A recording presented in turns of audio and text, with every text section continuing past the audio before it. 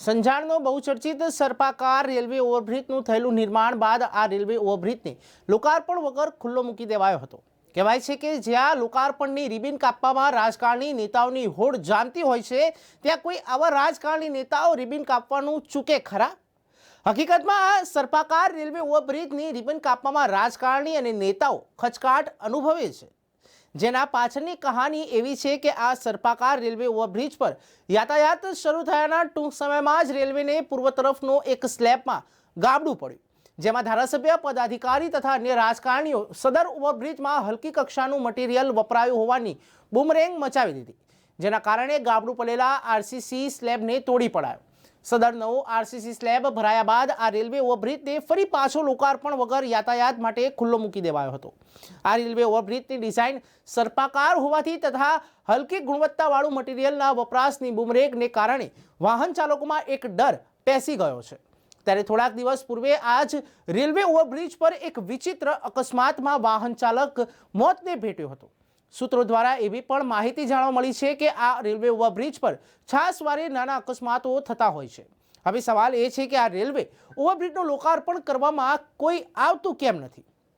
શું તેઓને પણ આ રેલવે ઓવરબ્રિજના નિર્માણ પર શંકા છે?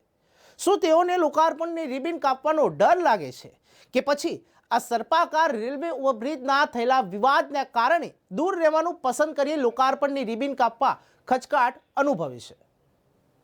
હું કાંતિભાઈ, માજી સરપંચ સંજાણ તથા એડવોકેટ। હું સંજાણ ઈસ્ટમાં રહું છું। સંજાણ ખાતે આવેલ રેલવે ફ્લાય ઓવરબ્રિજ થોડા સમય પહેલાં ચાલુ થયેલો હતો। આ બ્રિજ સંજોગવશાત કોઈ કન્સ્ટ્રક્શન ખામીને કારણે ચાલુ થયા બાદ બંધ કરવામાં આવેલ હતો।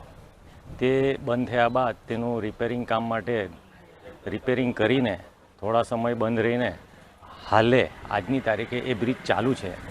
લગભગ બ્રિજ ચાલુ થઈને ઘણો સમય થઈ ગયો છે અને એ બ્રિજનું કોઈ ખાતમુહૂર્ત જ્યારે કરેલું, પણ હાલે હવે નવો બ્રિજ તૈયાર થઈ ગયો છે, તો એના માટે કોઈ પ્રજાના પ્રતિનિધિ કે સરકારી એજન્સી કે જે પણ હોય એમણે આજ સુધી એ બ્રિજનું ઉદ્ઘાટન કરેલ નથી।